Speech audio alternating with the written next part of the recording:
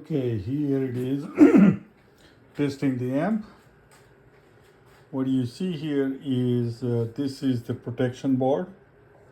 It's rated for 60 volt. It will cut off the power if there's a high current, over voltage, high SWR. Let's get the SWR supply from this dual tandem match. One is in between the LPF, another one is between the LPF and the antenna. So basically provide, if it's a more than 2 to 1 SWR, it will send a signal from here to the protection board, and protection board will trip it. Also here you have is a antenna TX board. Basically it supports the 2 antenna, and basically does a TX and receive based on a PTT input. Here is the band decoder board.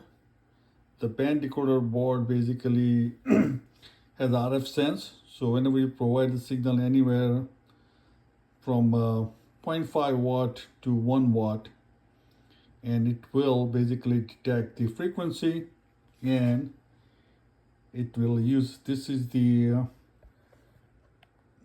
different LPF connector for the different band, starting from 160 to 6 meter. It will switch the LPF board here. The LPF board is pretty much isolated with the aluminum plate in between. So basically it will try to be RFI proof somewhat. The main amplifier is sitting underneath. You can see here's the wires. There's a MRF1k80, and the other one is on this side, MRF1k80. Then you have the RF delay board, and you have a voltage regulator, basically regulate the power down from 60 volt to 12 volt. In the front you have the amplifier control board. Basically this takes the input from the different sensor and provide that information to the front, the next on board right here. You can see that supply. The other thing is you have 2 fan here. Basically that supplies the power. It is normally off. Once the amplifier reaches 70 degree, it will provide around 6 to 7 volt, and start the fan in a really low RPM. And as the temperature increases, it changes the speed.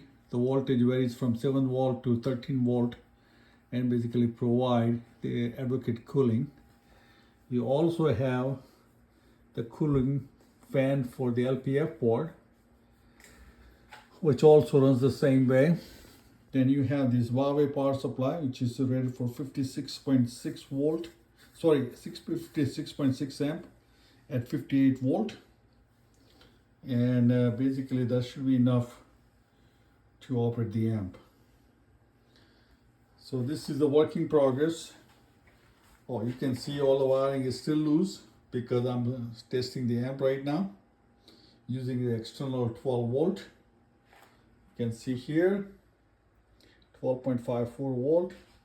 Checking all the sensors at this point. So more things to come.